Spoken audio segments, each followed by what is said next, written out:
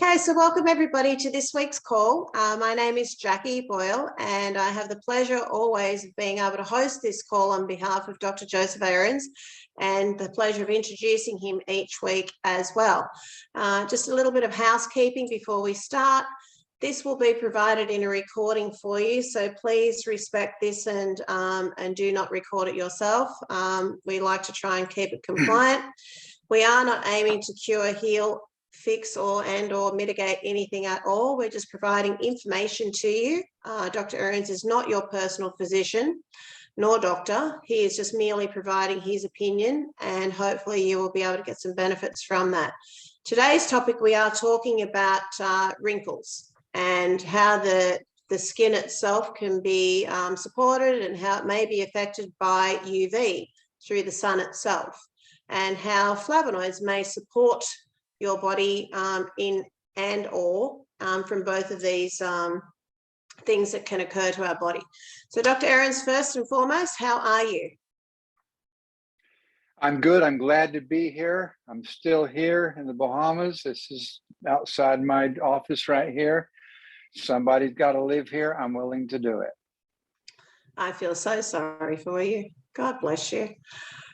If it wasn't such a big trek to get there, because you've got to go from one plane to another to get there, but it's worth it when you see what your backyard looks. And literally, guys, like if ever you want to know, you can Google and see exactly where Dr. Ahrens does live, because that actually is his front yard. It's literally like 6 feet from his veranda, and that's what he walks onto and what he sees. So it's pretty amazing. Yep. Very if amazing. anybody wants to check that out, if they go to Weather Underground, wonderground.com, and they look on Andros Island, the Bahamas, the only single weather station is right there in my backyard. So you can see what terrible weather I'm having from one day to the next. You know, it's just terrible. It's usually 25°C every day, very boring. Yes, now I know you're rubbing it in because we're in winter in Australia. So yes, I am a little bit jealous, but look, we want to welcome everybody to the call too, Dr. Ahrens, don't we? Because without people turning up, it makes it a lot more interesting, and it's nice to be able to deliver such important information as what we're going to be talking about today. Because when we look at wrinkles in the body, we're all going to get them. We're all aging. From the time that we're born, we already start aging. But it's what we do in that dash between when we're born to when we exit this life as we know it, how we can support our body to age more beneficial for us, not just in the physical and what we see in the wrinkles, but how mobile we can stay, how healthy we can be, and how we can support ourselves from the ever-changing world as we know it through the UV effect of the sun on our body as well. So I'll hand it over to you.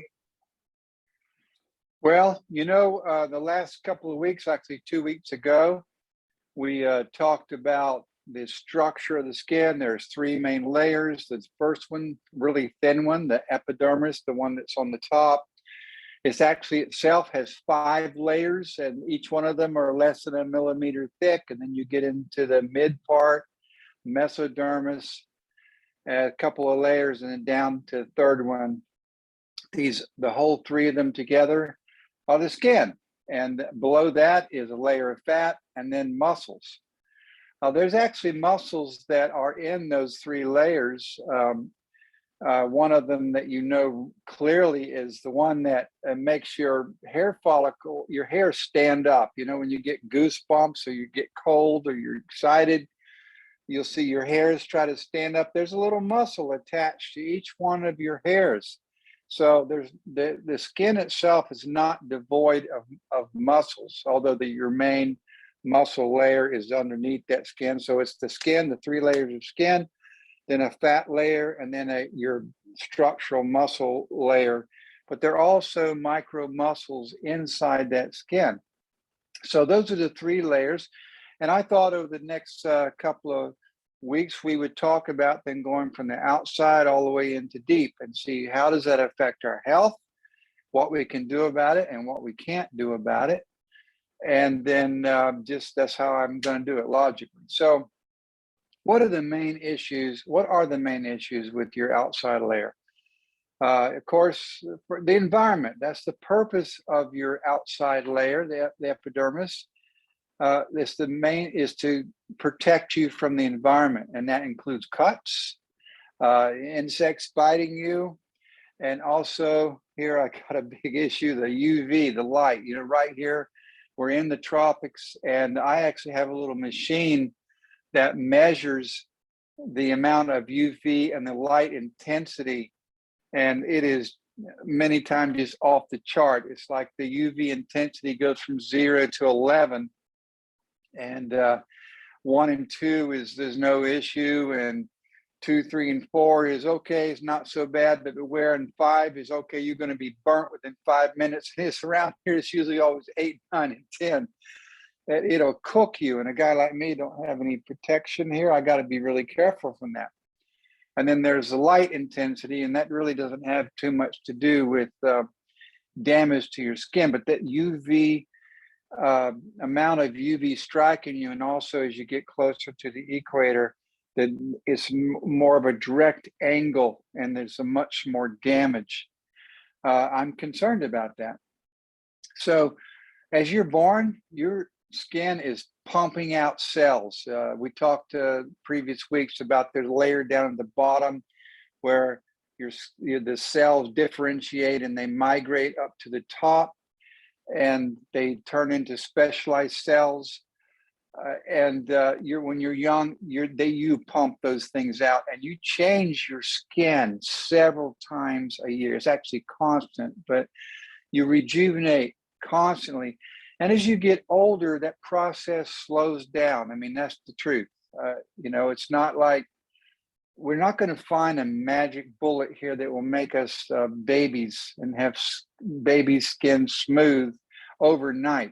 But we can do some things to help us slow that down and maybe take a couple of steps backwards. But as we get older, that process of rejuvenation slows down, especially you get into 50s to 70s. It just like your metabolism, it slows down. It's also one of the reasons that you tend to gain more weight as you get older, because your metabolism slows down all across the board, and your skin metabolism does the same thing. You know, metabolism means breaking things up and putting back together. It's catabolism and anabolism. The whole thing together is metabolism, and we slow down the rejuvenation process. You know, we don't like that.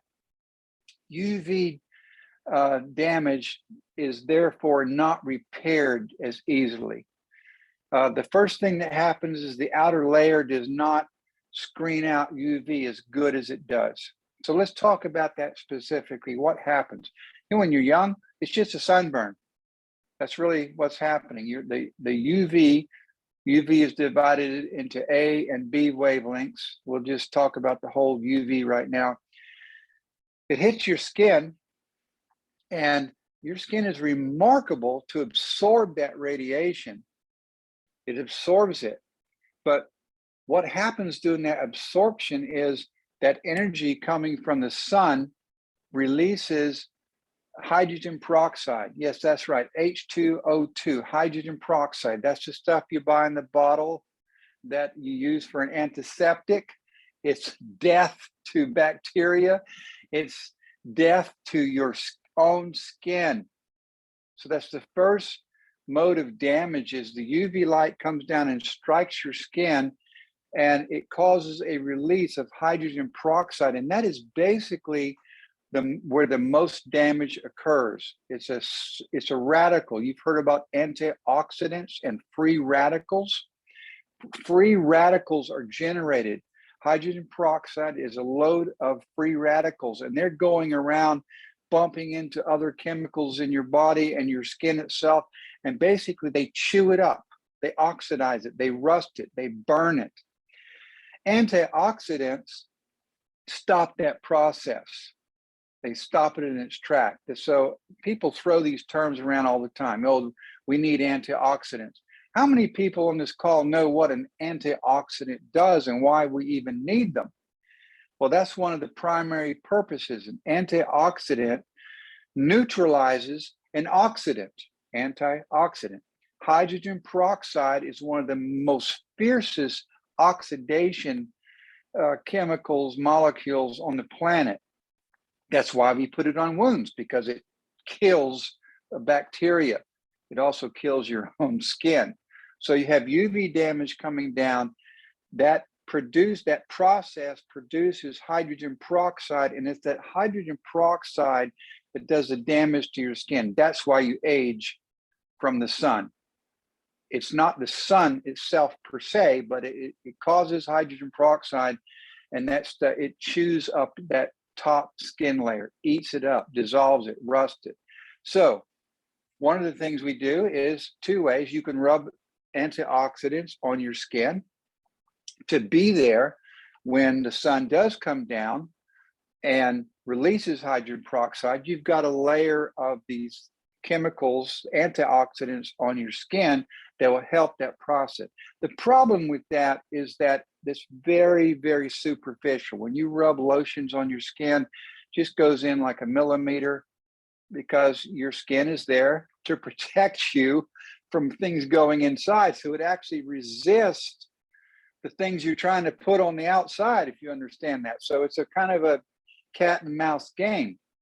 So there are antioxidant lotions that you can put on your skin that will help in that process, but it's only superficial. But it's something I actually do recommend that you do. So when you look at these skin lotions, there's two things you can get. One of them is blocks UV rays. Blocks UV rays. That's like a sunscreen. And then also the second one is it needs to have an antioxidants in it. And one of the things, many of the things that are antioxidants are all the fat soluble vitamins. That's A, D, E, and K.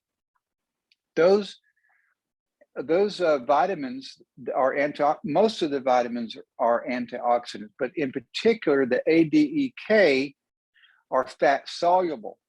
That means they can actually blend in with that part right under your skin, this fat layer. They can actually reach that. I mean, it's a little bit superficial, but at least you should look for that. Look for a sunscreen.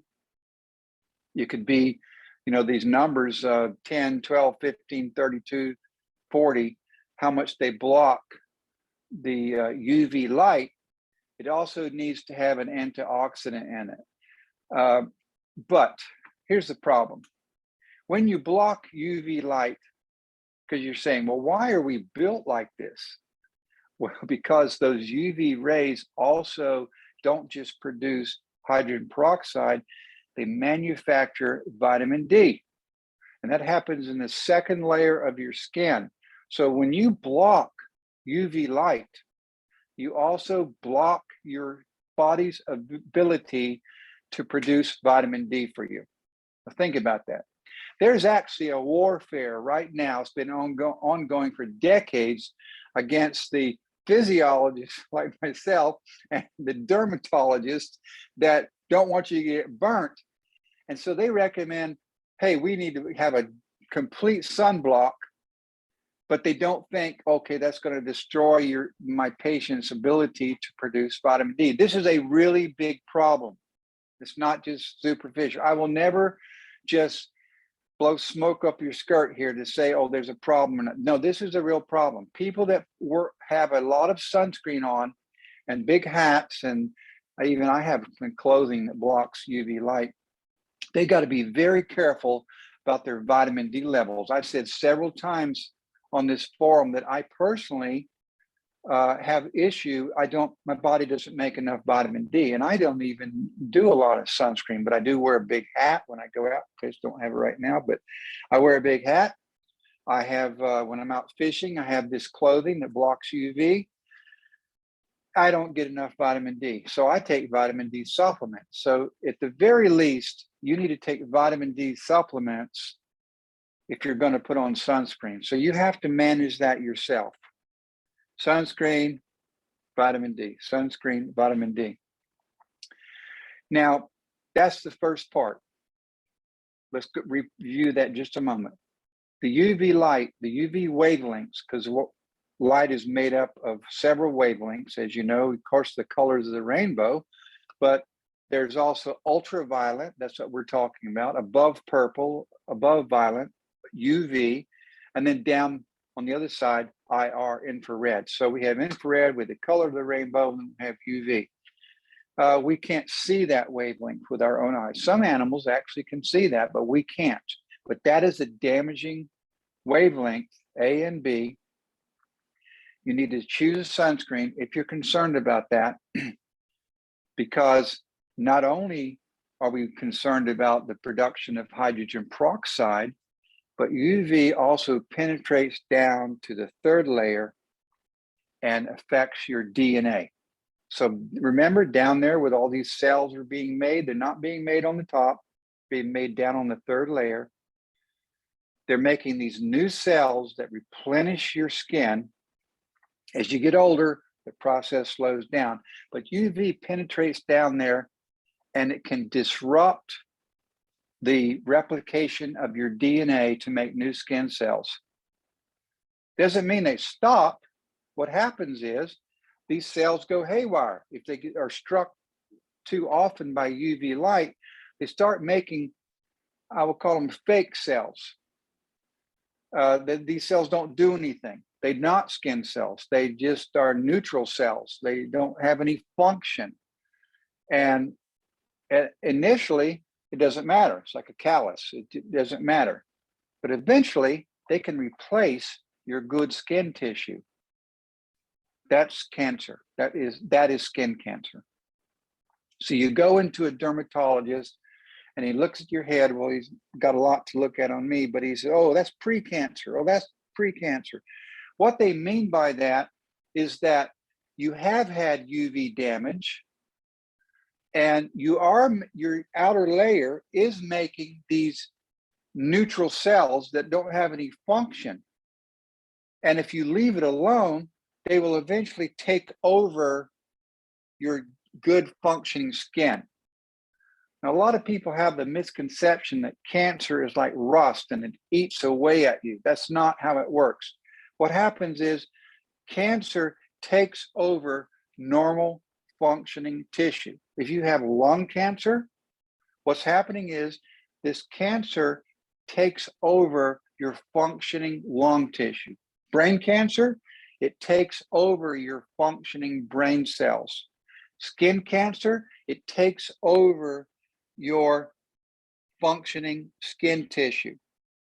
That's not good. We need good protective skin. So they may not go further and take over your skin, but they have the potential. And that's why they're called pre-cancerous cells. And so what you do is you go in and the guy, he gives you a little nitrogen blast or something and just kind of burns them off and they fluff away. And then they're no more a problem to you. If you leave them alone, here's the problem. Not only could they take over your skin, but they could break away, go through your system, your whole body, float around, get into your vascular system, and end up somewhere else like your heart, your brain, or any other tissue, and replace that tissue. That is a huge danger. Most people that have cancer, it could have started out by this type of skin cancer. They didn't pay attention to it. They let these little tiny things that are easily fixed, and they let it go, and they break away. It's called metastasize, and they go into another part of your body, and that is extremely dangerous. So that is the second level, is that if you let that go, it turns into an invasive cancer tissue, and then you go, and that's when they have to start cutting on you to try to get it more out. Jackie, I want to ask you right now, because my screen has kind of changed. Can you still hear me? I can still hear you. Okay, because your personal picture disappeared, so I just want to make sure. So yeah, go to the doctor and they are well trained. Hey, get an old as dermatologist as you can, because he's seen everything or she has seen everything. Don't get to one right out of medical school. And so they recognize these little spots that are precancerous, which means they are not cancer, but if left alone, they could take over your skin, and then you have even more UV damage, and also eventually they can break away and go to another part of your body, and it'll kill you. So skin cancer, even pre-cancer, is no joke. So that's why the dermatologists say, hey, put on this sunscreen, put it on. But then also you are left with, okay, and my body's not making any vitamin D. That is going to be your personal decision on that, your personal decision. So what can we do except to slather on a bunch of sunblock? Believe it or not, flavonoids. You know, I'm accused many times of saying that, oh, you think flavonoids are the cure for everything. Well, you know what? The more I study flavonoids, the more amazed I am what they do in our body, how essential they are for our health. Everybody is suffering from flavonoid deficiency syndrome. So if you eat a lot of flavonoids, this is the dark fruits and vegetables, you know, like carrots, orange, and the dark reds, peel of apple, great dark grapes, they have a lot of flavonoids. Have you ever noticed that if someone eats a lot of carrots or they drink a lot of carrot juice, you know, there was a health craze here like a decade ago where people were just drinking carrot juice, and they noticed that their skin was turning orange. Your skin can turn orange if you drink a lot of carrot juice. Why? Because excess flavonoids migrate to your skin or are eliminated through the urinary tract. And when they migrate to your skin, they actually can block UV damage. It's quite amazing. So one of the ways you can protect yourself from this UV damage is not just slather on sunscreen, but you can eat a lot of flavonoids, and they migrate to your skin. And when those UV rays come down, they actually help stabilize your DNA. They work as little shock absorbers. The UV comes down, they absorb that energy, and that hydrogen peroxide is not released.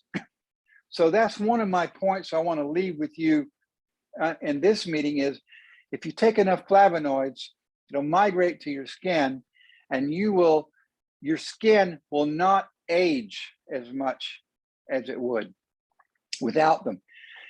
And you will find you do not sunburn as much. I mean, sounds kind of crazy. We actually, at the company that I work for, we're having a discussion with one of the sunblock companies, so it was Hawaiian Tropic, about making kind of like an internal sunscreen where you can take enough flavonoids, it migrates to your skin and will prevent you from getting a sunburn. So people actually, one of the things they've reported back to us is, hey, I took these flavonoids for some other reason, and now I find out I don't get sunburned as often. That's absolutely scientifically proved. Take flavonoids, they migrate to your skin, and they slow down that UV damage because they absorb the energy and they prevent the release of that hydrogen peroxide. So there's my second point here.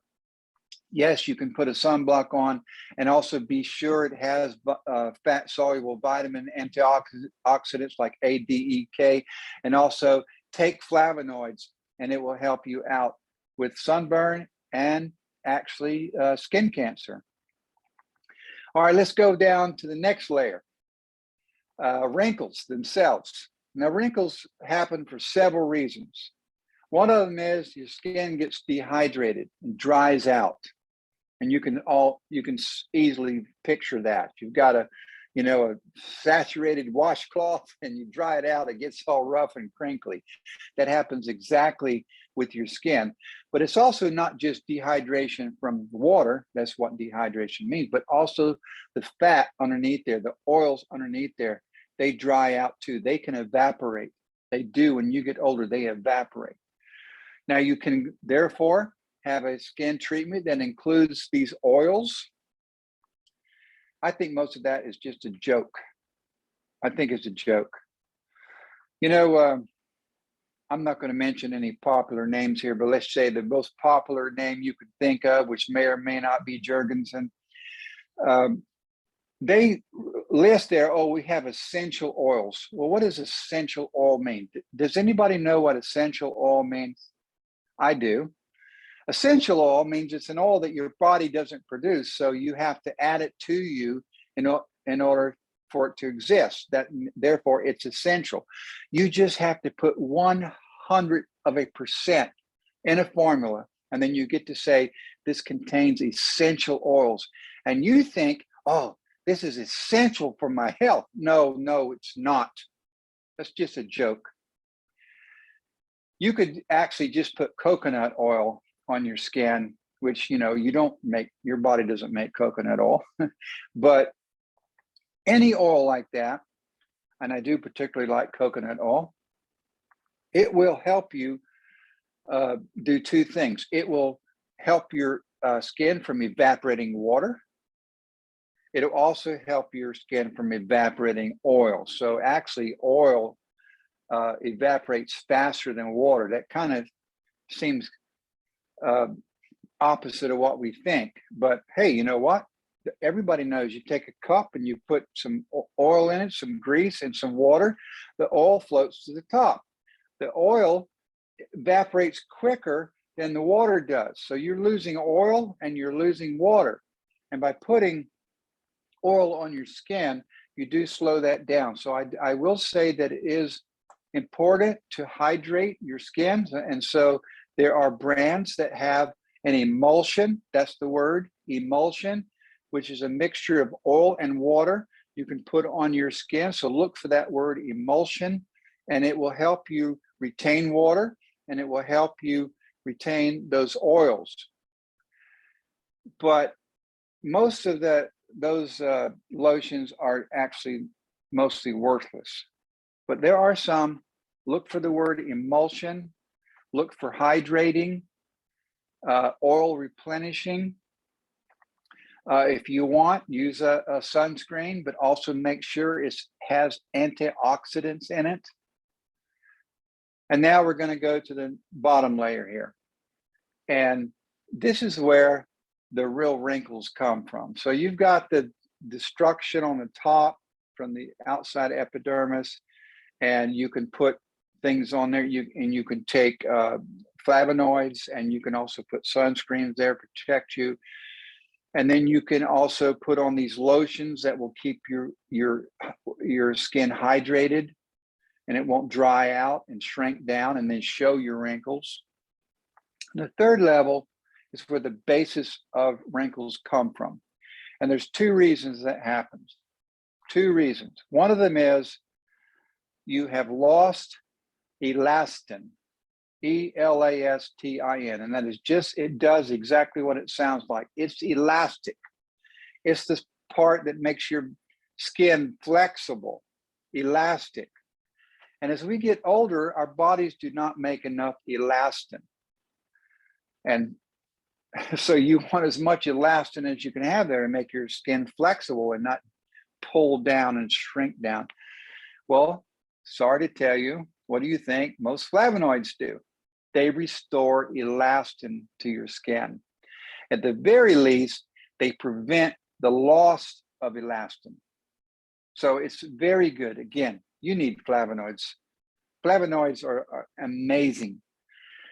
The second reason you have wrinkles, well, apparent wrinkles, is the muscles, not the deep muscles. Now, the muscles like the ones that are holding on to your hair fibers. Well, I got some hair fiber up here. The little muscles that are holding on to that, and they are throughout your skin, very microscopic, really microscopic muscle strands. They're actually strands. Some is a sheet across part of your body, not the big deep ones, your biceps and triceps, but they're in your skin. And they're the ones that do things like cause you to shiver. Have you seen that? You get cold and it actually your skin will start shaking to produce heat. And those muscles, they are pulling on your skin all the time. They are adjusting to changes in your environment. And when you lose the elastin, and when you have lost some of your dermis, the epidermis, because you're getting older, these muscles that are still pulling on you, they lose their cover, so to speak. They lose their cover. They're still there doing their job, but now they're kind of exposed and they clench. And that is what causes wrinkles, especially the ones around your eyes and around your lips and up below your nose. Those are muscles there and they're holding on and they're always in tension. And then when you lose the elastin and you lose some of the fat layer and you lose some of the epidermis, there they are gripping. And what shows up is the wrinkles. They're pulling. So what do people do for that? Any nominations? Well, we kill those muscles and then we let them let go. I think it's called Botox, isn't it? Yes. It's Botox. So these poor muscles are doing their job, and we don't want them to do their job because it looks like wrinkles. And we shoot them down into the third layer. 1, 2, 3. We shoot them up with poison, the same poison that will kill you in enough concentration. Botulism. Have anybody heard about botulism? It's a deadly poison. But if you give just a little bit, it makes the muscles go limp. It makes them relax. It's toxic to them. They can't function and they let go.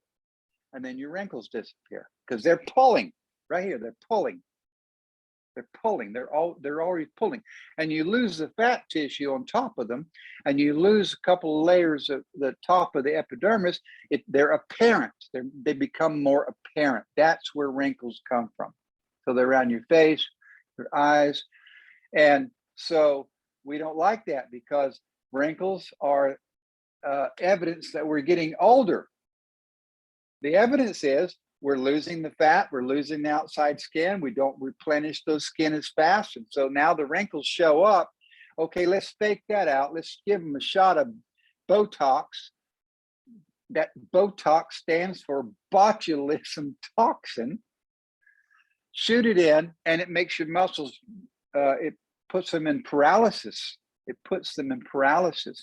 So if they're ever needed, like to shiver and shake when you get cold, they're out of the picture because you don't shoot them all over your body, usually in just certain spots in your lips, around your nose and your eyes. And yeah, it just makes them go limp. It puts them in the catharsis and they're non-functional. And so therefore, when they let go, then the wrinkles aren't apparent. You have still lost the skin layers. You have still lost the elastin. You have still lost that fat, but they don't show it as well. And that's what's going on with Botox. Now, I have nothing against Botox. You're not going to, it's proved safe for most people. Some people do have an allergic reaction to it. And I really find that surprising that we call it an allergic reaction, because that's what your body is supposed to do. It recognizes the poison and your inflammatory system kicks off and attacks the poison. And you say, oh, I had an allergic reaction to Botox. I'm glad you did, actually. So that's what's going on with Botox. Use it sparingly. Eventually, if you use it so much, it actually can kill those muscles and they'll never be there for whatever they were intended for. But that's what Botox does. So let's go back over that for a bit. The big deal is UV light. It'll burn you. It'll give you a sunburn.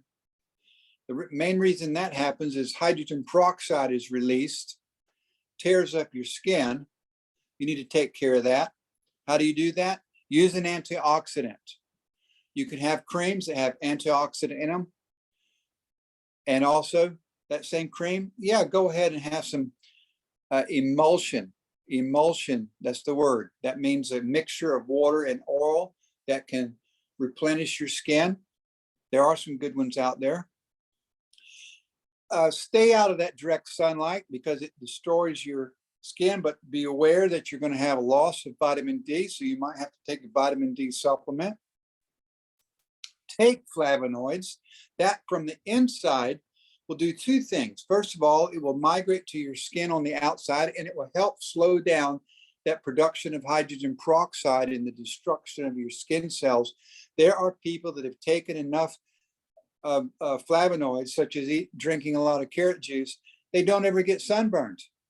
They don't get sunburned. So you can have like an internal sunscreen. Also, flavonoids help restore or at least slow down the loss of elastin. That's the rubber kind of compound down in the second layer that keeps your skin flexible, and you'll have less wrinkles because of that. Lastly, if you have wrinkles, you've tried everything else, yes, there's opportunity to have Botox. But I think that if you have a good diet, supplement yourself with flavonoids, I mean, really overdo it. You can't do too much, because if you take too many flavonoids, what's the worst thing that happens? It migrates to your skin where it's tremendously beneficial to you. So that's about closes out for this one here, Jackie. You know, there are other treatments that you can put on your skin that will reduce wrinkles, and they're very temporary, but they can last for 12 to 24 hours by causing water to be pulled into your skin, and that's another way to get rid of wrinkles. But that's a temporary fix. I go back to my mantra is eat a healthy diet, supplement yourself with flavonoids, be cognizant of your vitamin D needs and requirements. It's all about good diet and exercise, proper amount of exercise. There's no magic bullet. Well, Dr. Ahrens, I have to agree with you. And as we spoke of on the previous call too, we were talking exactly about this, of what we are, what we eat. And Dr. Ron Bosima, we've spoken about this over the years as well, that, you know, why are we looking younger? Okay, some of us may get Botox, some of us may not, who knows? But certainly what we are eating certainly is a reflection on what our skin is showing us. And genetics may play a place in there too, but predominantly when you start looking at your skin, if you're going to be fueling your body with good food choices, and then you're also going to support it with additional things like flavonoids, then your skin is going to be a good reflection of that. And I can honestly say myself, I look at Dr. Ron like he's like Mr. Benjamin Button. He's anti-aging backwards, and through his choices on what he's having. And yourself, Dr. Ahrens, like you're 21, and we look at what you're doing and where you live, you look great and you feel great. I look at Kathy Gregory on here. You know, there's lots of people on here that I've seen over anywhere from 6 years coming forwards, of looking how much of a difference through their lifestyle choices and their change in their lifestyle choices, that their body is reflecting that on the outside, which is through your skin. And if things start to occur on your skin, then start looking at what you're actually fueling your body with and what's happening in your body. And maybe it's screaming out to you by showing you on the outside on the skin that it's not happy. So maybe you need to change what you're fueling it with. So I've found it to be, I apologize, everybody, had a couple of things that are happening in my life with my dad talking about aging, but I was listening, and it's just really informative what you've shared with us today, Dr. Ahrens, because understanding why we get wrinkles, besides the obvious, because we age, but also the damage of UV and understanding the different types of UV to infrared and so forth has been really invaluable. So I want to thank you as always for the knowledge that you bring to the table. And if anyone's ever got any questions, please make sure you do reach out and ask. But on behalf of all of us, thank you for turning up each week, and we look forward to bringing something exciting to you next week as well. So anything you want to finish up with, Dr. Ahrens, before we go? Well, just one more point. I don't know where this fits in, but I think it's really a cool piece of information. You know, you look at your skin and you might see a blue vein, you know, and for the longest time, people actually thought that you breathe and you get oxygen and your arteries take blood to your organs and then it comes back through your veins. And so your blood goes from red to blue. That's absolutely not true. If you find a blue vein, I got one right there, a blue vein, and you cut it open, it's red. It's just as red as the ones by your heart. The reason it's blue, again, is because of your skin. It actually, your skin, in part of its protection of you, blocks red rays. So the only color that is able to come out is blue. It blocks the red from coming out, and the only color that comes out is blue. So your blood is not blue in those veins. Now the veins are mostly on the outside of the body. That's why for the long time we thought, oh, the blood in the veins is blue. No, it's not true.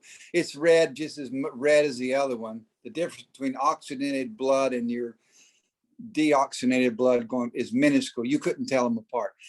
But that's why it's blue. Just thought I'd throw that in there, a little piece of information for those people that think they are blue bloods. So I'm glad to be here, and I look forward to being here next week. All right, Dr. Ahrens, thank you so much. And thanks so much, everybody, and have a great weekend, whatever it is that you get up to. For those of you on the other side of the pond from me, I hope you're enjoying the warm weather. And for us on this side, we're certainly, I'm not sure if we're enjoying winter, but we look forward to seeing you next week anyway. So thank you so much, Dr. Ahrens, and each and every one of you, and we'll see you next week.